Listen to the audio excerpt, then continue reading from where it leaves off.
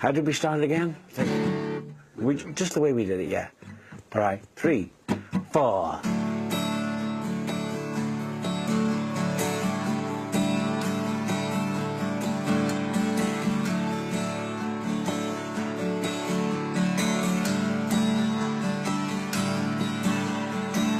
I ain't that poster boy you made me. You won't ever chain me down. I've been to heaven and I've been to hell, and I've been living underground. You want me to be the man, you know I never want to be. Everybody changes with the wind, set my spirit free. Thank you, Barry. Thank you. I'd like to start at the very beginning, if I Yeah. may. You were born into a musical family. Yeah, I think so. I mean, I think, I believe Dad was a band leader during the war, and on the Mecca circuit, they called it. And I think it was a 13-piece, and they would play for the American troops. And it was like a ballroom circuit around England during the war, and the Americans were based in England. And my mum used to be a band vocalist. Now I'm hearing not for long, because Dad didn't want two people in show business in the relationship. So I guess that meant records would come into the home. American recordings would come into. Oh, no question. But it started with the Mills Brothers, the Harmonies, Paper Doll, and Up a Lazy River, and Till Then, and I'll Be Around. And all these songs really, You Always Hurt the One You Love, were really sort of embedded themselves in me. I can't speak for my brothers, they were much younger, but those songs, unforgettable for me. But really, it was my mother singing in the kitchen ironing. That I would actually pretend to be ill so I didn't have to go to school, so I could sit in that kitchen and listen to Mum singing. And she would sing these really, I don't know, they were Nat King Cole, whatever was really huge at the time, you know, It's Almost Tomorrow, and beautiful songs. And she would sing them while she was ironing, and I think that sunk into me. And did you have a record player in your bedroom? I don't think it was a record player. Yeah, I think, yeah, we were all in the same bedroom at one point. We were all sleeping in one room. And my sister had a record player, yeah. And I was hammering out make-believe guitars in the cellar, you know, pieces of wood together and wire, and because I didn't have a guitar. So, right. You know, that would be about 8 years old. Right. But on 9th Christmas, Dad got me a guitar, and that sort of changed everything for me. I said one day, I was 8, I think we're on the street, and we're talking about something, because I'll never forget it. And they were about, what, 6, maybe, and I was about 9. And I said, I think I'm going to be a pop star. I think I want to be a pop star, because I'd seen all this stuff was really getting to me. And I'd got my guitar, and Morris and Robin, one of them said, oh, can we be pop stars too? Yeah, okay. Let's be pop stars together, you know. It was really that simple. That it was. I must ask you about this accident you had when you were a little boy, and that you apparently you couldn't talk until you were 3. Oh no, I was badly scalded when I was about 2. I think it was maybe a teapot, something with boiling water in it. Either way, I think I was in hospital for more than a year. But I had to grow up with that, you know. So if you went swimming, you had this incredibly scarred chest, and it was, Morris used to say it was my map. So we're going to start here, we're going to work on. And he would do all that, you know, because sometimes I'd go on stage without a shirt on. And towards the end of the fever thing, I stopped caring. I stopped caring that it was a scar, you know. These things are interesting in terms of the determination perhaps they bring to us. Well, I think it woke up something in me that became extremely musical. It became all about music. My mum tells me I didn't speak for 2 years, but I don't remember any of it. So maybe I didn't have anything to say. But when I did have something to say, it started to become the obsession with music. I want to talk to you about this incredible adventure that you went on. Yes. To emigrate to Australia. It sounds, right. I can't imagine having your eyes open to that. Well, it was certainly a hell of an adventure. I mean, we were on a ship going halfway around the world, and I don't think Morris and Robin particularly were old enough to really get off on it, but we were in India, I know we were in Sri Lanka, and we were in Egypt and all these places, and at that age, and I was 12 when we arrived in Australia, so I was the perfect age, you know. I'm a 12-year-old boy sailing halfway around the world, and we saw all of these things that you only see in books if you're a child in the north of England. It's as much as you're going to see, you know. We really saw these things in physical life, and yeah, I do think it fired the creativity. It made us write in a different way than had we been just born and grown up in one place. So you're not even a teenager and you're writing songs? When we arrived in Australia, about 5 songs. I had 5 songs, and when we first got on television in Brisbane, which was just like local TV, there was no national TV in Brisbane. So we would go on, and it would be live television. There was no such thing as recorded television. You know, the red light went on, and Brisbane's watching, you know. So my brothers are standing on cheese boxes, because it was the only way we could get into the frame, and that's a vivid memory. And yeah, and we would sing 1 or 2 of those songs, and it seemed like everybody was doing covers of American records. So and England was too. I didn't know that when I lived in England, but England was doing the same thing. So there was a big hit in America. Someone in Australia was having that hit that wasn't the original artist, right? So that's how you did it. You'd go on television and you would re-record the song you wanted to do, which was an American hit, but you would re-record that song as much like the American hit as you could in the studio. And so as kids, we would do that with a producer from the TV show and re-record an American song and do that on television. So the discipline of repeatedly Yes. learning people's songs, Yes. innately and sucking in the structure. Yes. I think that's definitely the beginnings of all of it, of songdom, of being amongst songs no matter who wrote them, you know. And I think we put out about 8, 9 singles of our own songs, and they all stiffed. And we thought, well, let's try someone else's songs. So we did Every Day I Have to Cry, and we did a song called Turn Around Look at Me, which the Letterman had done. They stiffed. So we thought, well, okay, if other people's songs don't work for us, let's go back to writing our own songs, because we would just as, if they stiff, well, at least they're our songs. So you went back to England at this point? Nothing would have happened to us without Robert Stigwood. Nothing. We got to England and nobody was willing to sign another group. They were sort of overgrouped. There were just too many damn groups, and we were not going to make a difference, and nobody wanted to sign us. And Robert, in his own mind, decided that he was going to sign us. And so can we talk about the songwriting process in those days? Yeah. Was this something that you did all of the time? Was there a typical way that... There was one song that I managed to come up with on the ship coming over, which was 1 Minute Woman, which ended up on the Bee Gees first. And I remember coming up with that in a cabin, you know, on the ship. And we had a line, a sentence, in the event of something happening to me. We had that sentence, and we were sitting in a semi-detached in Hendon, singing this sentence. In the event of something happening to me. What is it? What is it that's going to happen? You know, that's the songwriting thing. It's like, you know it's there. You've just got to keep peeling the layers until you find the song. So you had the core of an idea. Yeah. In a sense, We had the first sentence. Yeah. But that isn't the way a song usually occurs when it's a good song.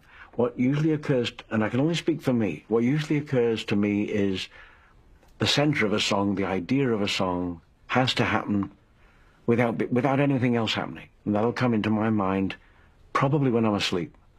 And it'll be part of a dream. And I'll wake up and I've got my little thing. And there's a couple of examples of that. One is You Win Again. The chorus for You Win Again. There's no fight, you can't fight this battle of love with me. You win again. That's all I had. I thought, this is the song, this is the concept, this is the centre of the song. And so I had to have that. And then now you've got to find your way to get to that, you know. So that gives you a marker. Yeah. You woke up with that in your head. Yeah, and that happens, that always happens. Most of the time. Most of the time. Yeah. So it's almost like in a dream scenario. I'll wake up, but if I don't record it right then, it's just like a dream. I won't remember it the next day. People talk about divine inspiration. They talk about that song just happened. Yes. Yeah, yes, that would be my feeling too. You can't really put it into words. It just comes into your head and your whole body reacts to it. If it's not a good idea, your whole body reacts to that too. So, How Deep Is Your Love happened, hit me in the head about during dinner at the Herreville Chateau. Please tell me the story. Well, we just finished eating. We were having a dinner break, and then we go back to the studio. There was no television, so there were no distractions, and it was that kind of environment.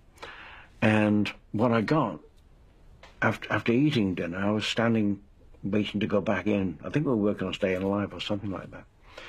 And what hit me was, how deep, da da da da da da da da da da. That set of notes, I really mean to learn. I knew it was How Deep Is Your Love, but that's all I had. And I signaled to Robin and Morris, let's go upstairs. I've got something going on in my head, and I think we should try and get it out. And we just started to work on it, and by the end of that night, we'd finished the song. So it would just be born, you know. It's the best way you can put it. This one's for Mum.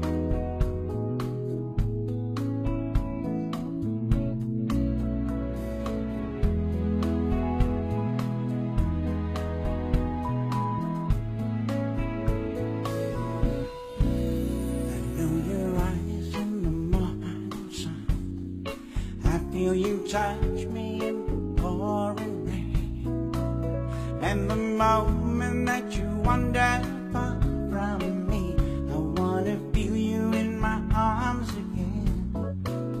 And you come to me on a summer breeze, keep warm in your love and your something me, and it's me you need to show.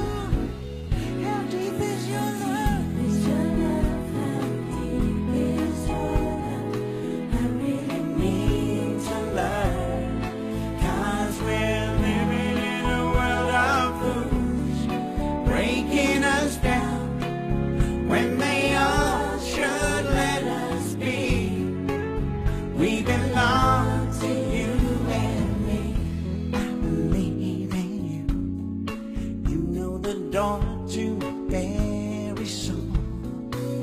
You're the light in my deepest, darkest hour.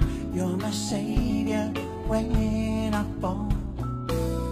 And you may not think I care for you, when you know down inside that I really do. And it's me you need to show. How deep is your love?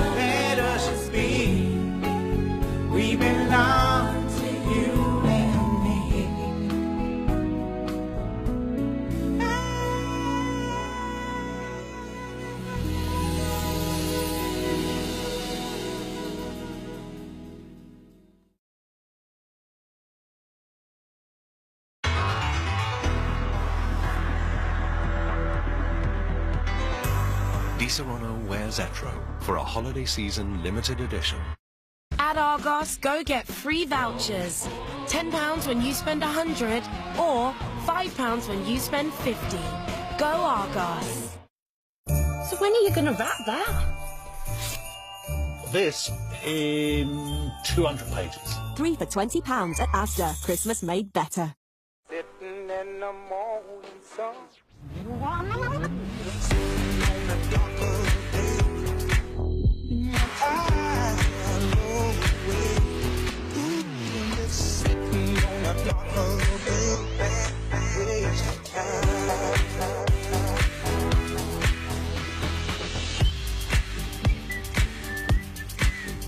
There's nothing like being creative to reinvent a classic. Nescafe Dolce Gusto. Get ready to join Alan for 60 minutes of pure joy. Alan helps Ollie Murs become a hero.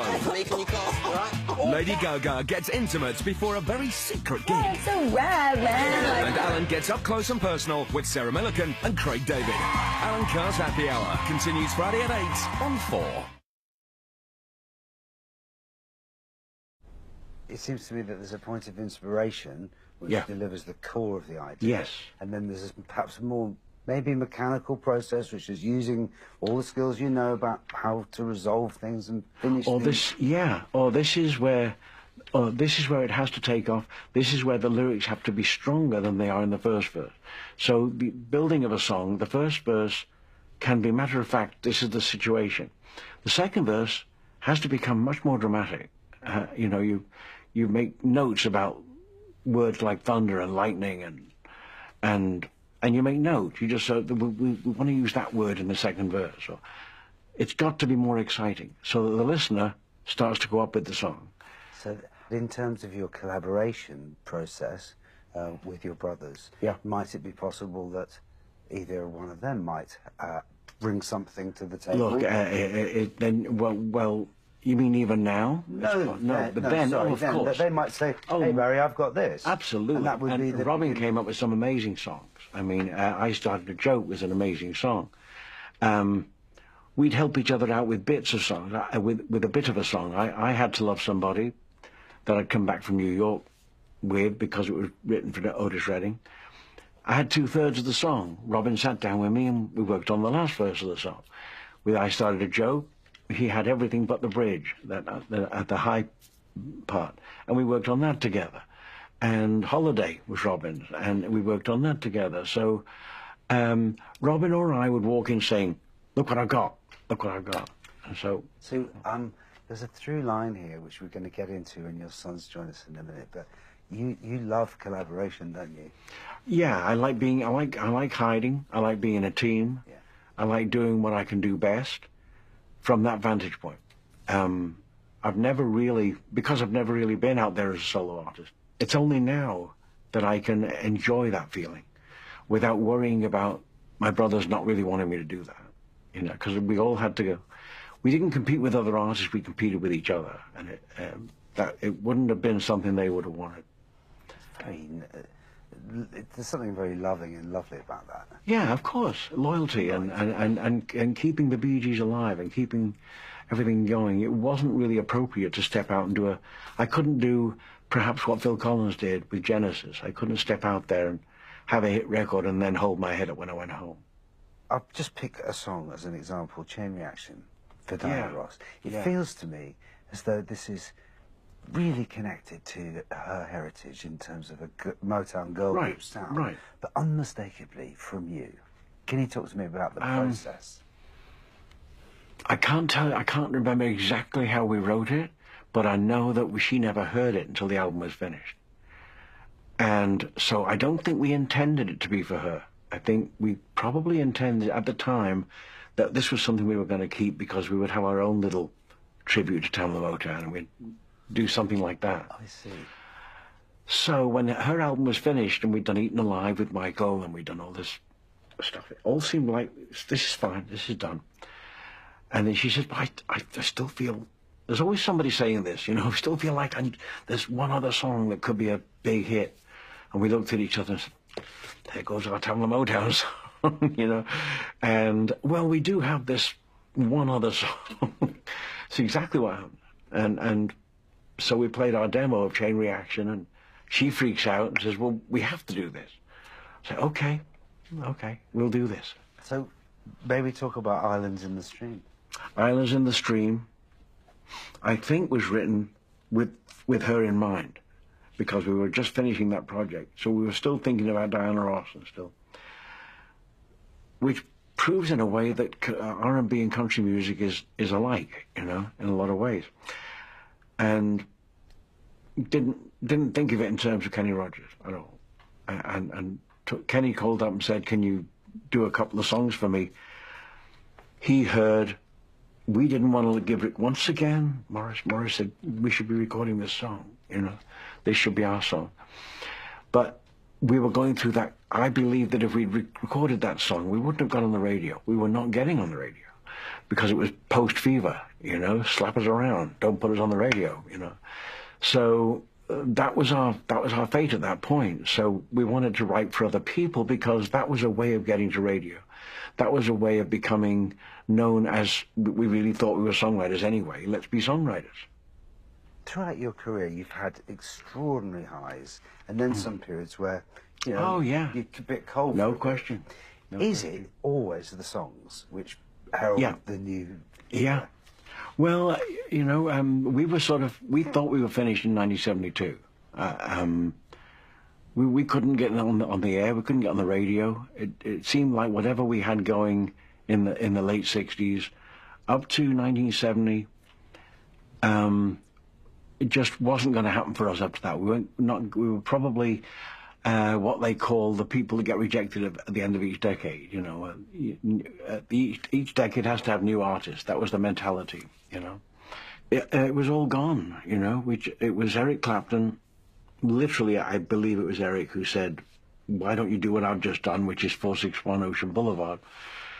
There's actually a house called 461, and you can rent it. You're on the beach, and you make a record on American turf. You become Americanized. Listen to American music. Get into it. Go get infected. You know, and that's what we did. What was it like in Miami in those days? Quiet. Was there no party scene? Was there the equivalent of a Studio 54? Or? No. It was. I think it was sort of. It was coming towards the end of disco, and it was in Criteria Studios, and the Eagles had brought out one of these nights, also featuring a lot of falsetto, as it happens, into Hotel California, and it was that period, and they were all at Criteria too. Everyone was next door to us. You know, we had Crosby, Stills and Nash sitting in our studio while we were doing Children of the World. Sitting in the studio, not in the soundproof room, but sitting on chairs, just watching us record. And Stephen Stills played cabasa, is that what they call it? Stick on You Should Be Dancing. So jamming all night with Crosby, Stills, Nash and Young. Not for the idea of writing anything, just jamming all night. You know, those experiences were phenomenal. Okay.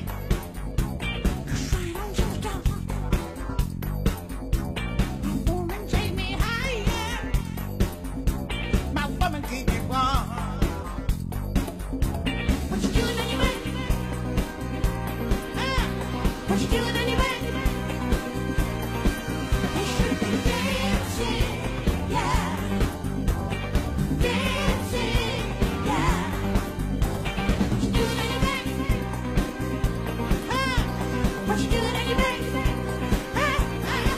You should be dancing, yeah. Dancing, yeah.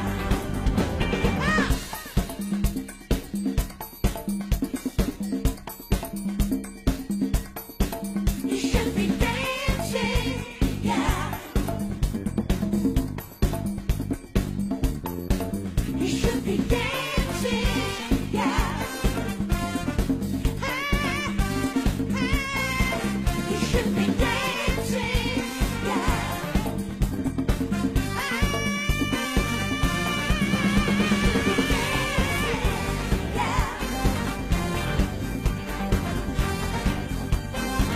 You should be dancing, yeah.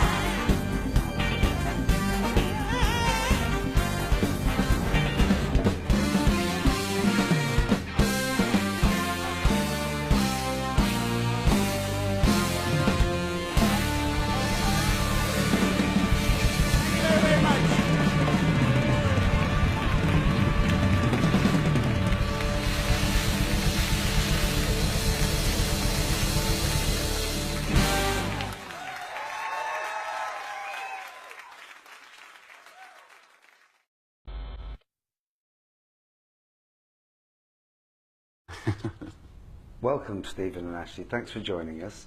So why a new album now, when I read that you said you'd hung your boots up? I did say that. What changed?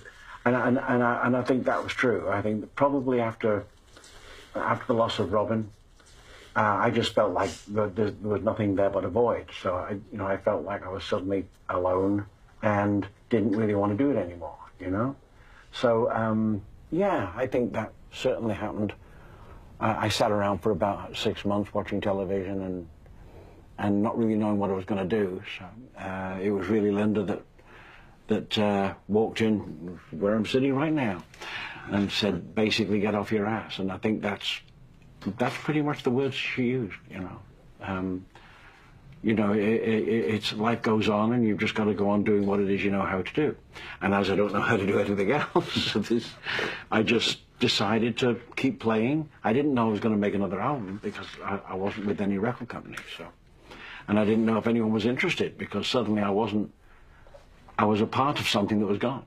So, and if it wasn't for the wonderful people at Sony, I probably wouldn't have made this album, and the three of us probably wouldn't have written as many songs as we've written. And this new arrangement, the way we work together, is fantastic.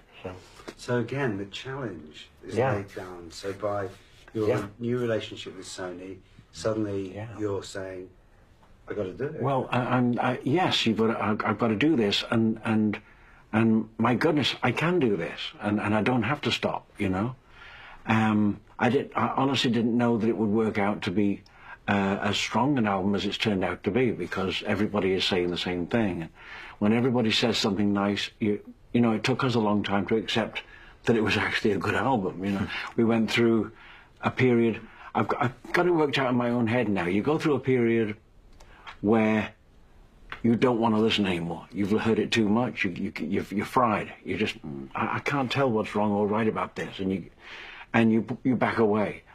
But you've got to keep going, because you get to a point where you can't not listen to it. And if you've got to that point, that's when the album is done. You can't not listen to it. So I would sit here at night listening to the whole album over and over again, and knowing in my heart this was worth the work. This was worth the work. So let me take you back to the beginning of the creative process. Did you have a conversation where you said, "Right, lads, I want you to come work with me. We're going to do this together"? Or did it start organically? We were writing on and off for 16 years, just on and off and fiddling around. And I think when you got this call from Sony, that was when you kind of looked at us and said, "We're writing an album. Let's go. Let's do it." Well, I think that, if I can say, he's the kind of person that needs pressure. Yeah, the needs motivation. Deadlines, needs it to be like, all right, we got this much time to do the job. And then it was kind of easy, because otherwise he could be like, maybe we'll work on it a little bit today, and then maybe a little bit tomorrow. And deadlines are a good thing, you know. And I tend to put things off. And I think that you have that. You want to impress. It's gotta happen. He wants to impress. People that he respects, you know. And I think that there was a tremendous amount of respect for Rob Stringer at Sony. And so we found someone to please. We found, and in the beginning it was Robert Stigwood, but there's always somebody that's waiting to approve of what you did, but that's a wonderful thing that you find someone whose opinion you care about. That's absolutely, and you need that. I think the artist, any recording artist, whether they know it or not, they need that. So tell me about your songwriting process. Who does what in the partnership, and is it the same on every song? And can we get into that? Well, to be truthful, I'll walk in. I'm probably going to walk in with an idea. Yeah, he usually has great 9 out of 10 ideas. times. That happens sometime after 2 o'clock in the morning. And you play them for us, and Steve will get his guitar, and he'll help working out where it's going, and we all just listen and tape it and figure out how the structure of the song is going to be. Yeah, structuring, but knowing where the tons of arguing. So much arguing. Actually, so much laughter. And it used to be like that with my brothers and me. We would, the whole idea of writing songs, you have to go to a very silly place to write songs.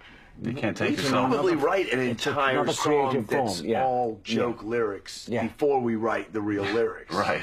Or at least while we're writing lyrics, we have joke lines to go with the ones that we end up settling on. So you might establish the meter and the rhythm through using silly words. Oh yeah. Oh yeah. Or vowel sounds. All you need is vowel sounds, really. And it can't be too serious. You can't take yourself too serious. But you can just mug it. You just sing as if you're singing words, but they're not words. And then you get to a place where, got to go up high here.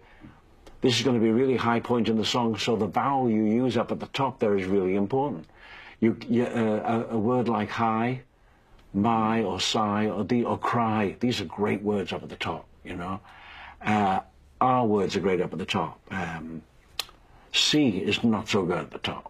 M is not so good at the top. M words, Yeah, in certain spots we might mention a certain lyric, and he'll go, "No, I can't sing that. I can't sing that up that high because it's got to be more of an open vowel." This is your craft, Barry. This is your. That's how he works it out. Rolodex experience, isn't it? Well, it's just that instinctive over time understanding that certain words don't work in certain registers, and you figure that out over time. Does the creative process for one song influence the kind of things you'd be looking at for another song, or are they all individual ideas? But both those answers are correct. There's something off in the distance of the way you think that leads you from one song into another, but it's not touchable. It's like, okay, here's a song, this is a good direction. You might think that, but you don't know what you're going to do next. It's just that it's related in some way. And so off in the distance there's the next song, Well, you might be playing and strumming a certain idea, and then he goes into a totally different direction. Yeah. And that becomes another song. That becomes another song, and wait for later. We'll look at that later.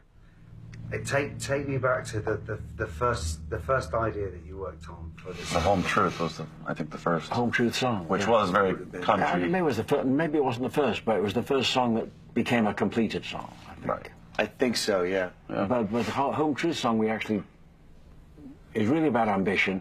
That's what the song's about, and that was the concept. Back to where we started, back to full circle, if you like. 3, 4.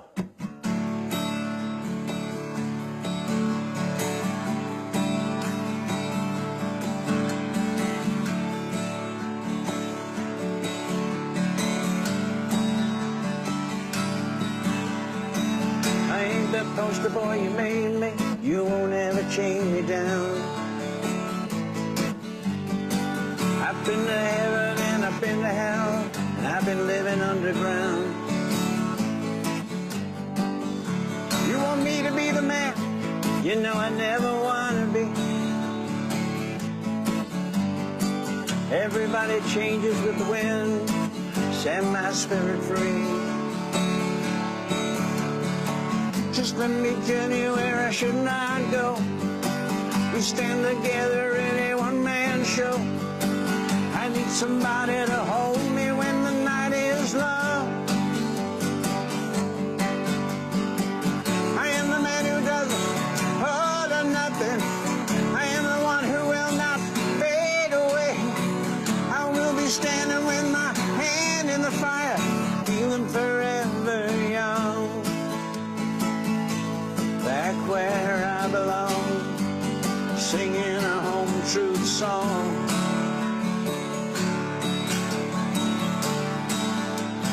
Singing a home truth song.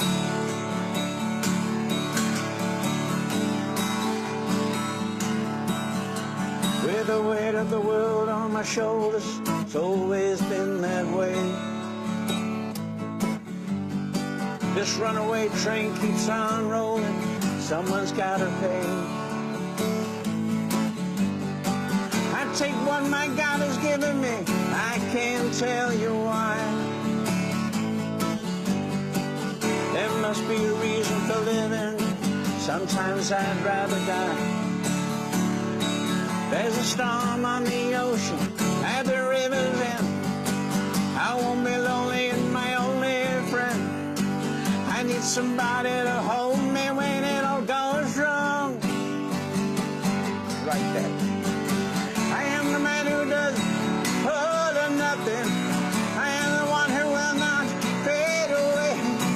I will be standing with my hand in the fire, feeling forever young. Back where I belong, singing a home truth song. Hey, singing a home truth song. Hey, hey, hey, a home truth song. Hey, okay.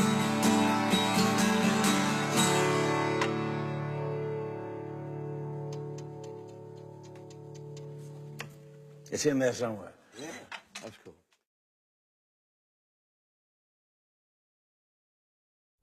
Was it a comfortable fit being Barry Gibb's sons? Not for a while. You know, It was weird growing up here, going to school here, and that was late 80s. Being beaten up. It was a little awkward, you know, when they sing "Staying Alive" to you, and they're kicking sand in your face. Yeah, it's not always the best. But that you realize that, and that was me. yeah, that was him. No. But you know, there's parts of it you don't understand when you're a kid. And you can get a chip on your shoulder, but then as you grow up, you realize this, like, man, this is, you know, it's such a blessing to be a part of this in any way. And now to grow up around it and to have seen and been a part of all of this as a very close outsider looking in. You know, like, I never thought I'd be standing here as a grown man next to my dad and, you know, talking about this record that we wrote together. Yeah, no. Like, in a million years, you could have told me I'm going to win the lottery, and I'd have been like, all right, maybe. But this is like, I never really thought this could happen. So this is, you know, this is a beautiful thing. For me, it's not about anything other than the magic that we can sit in a room together and write songs, and then they come to life, and now we get to see what happens. It's incredible. And even if you know, people don't like it, it's like, this was an incredible experience. Let's talk about more songs. Can you tell me about Star-Crossed Lovers? Okay, well, Star-Crossed Lovers is really for Linda, and it comes from the place that when you're in love and people don't want you to be together. So if you're a pop artist, like I was supposed to be when I was a teenager, the idea of having a girlfriend was not allowed. You know, you can't take it here and you can't take it there, and you'll lose fans or all this business. So when I would go away and do promotional stuff, she would have to stay at home alone. And so my mum started to stay over with her, and they got to know each other more. So it all worked out in the end. But we weren't supposed to be seen together, you know, and we just defied that. So that song is really about emotion. Too much in love to say goodbye. Do you think that you're a romantic, Barry? Oh, absolutely. Absolutely. And I don't know. I think it's incurable, but I'm a sucker for love songs. I love love songs. Well, it's something that's your career is. You know, you've managed to express some incredibly complicated emotions in a really beautiful ways that people have become the soundtrack to people's lives, and it's helped people understand their emotions. Well, I've met a lot of people that told me that that was the song that they fell in love to, or used to listen to all the time when they fell in love. Songs like How Deep Is Your Love, or To Love Somebody, or How Can You Mend a Broken Heart, those types of songs, and I just love that.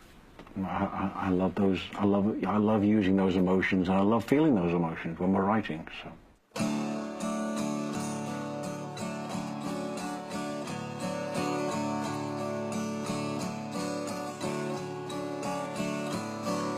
Star-crossed lovers, never to begin. Don't you know something beautiful has passed you by? Oh, star-crossed lovers, too much in love to say goodbye. Star-crossed lovers, written on the wind. No, you can't be together if we never try. Oh, star-crossed lovers, you know I hate to see you cry. I used to hang around, waiting on the chance you could be everything to me. But you just turn away, leading me the dance. I'd be the lonely one inside the sun. Star-crossed lovers, never to begin. Don't you know something beautiful has passed you by? Oh, star-crossed lovers, too much in love to say goodbye. Star-crossed lovers, you know I hate to see you cry. Star-crossed lovers, too much in love to say goodbye.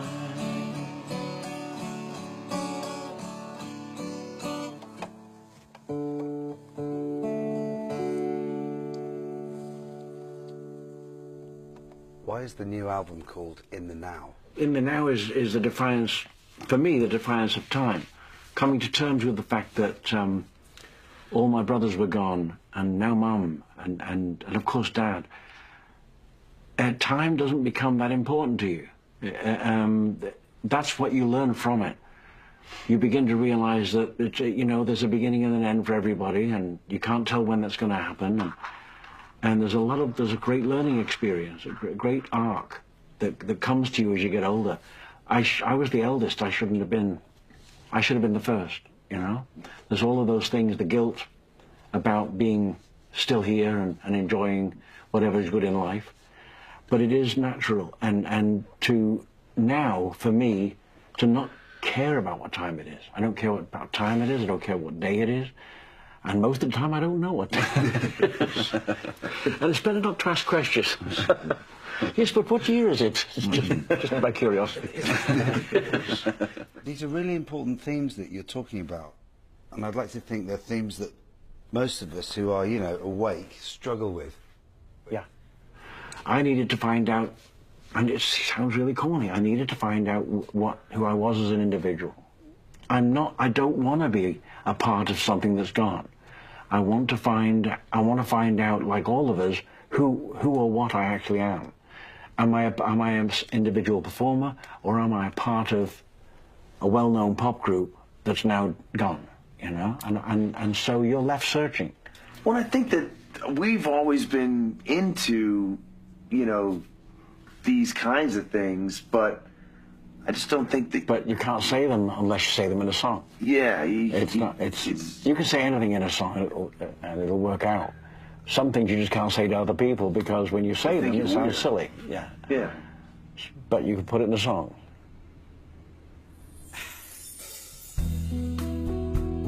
This one's for Mum.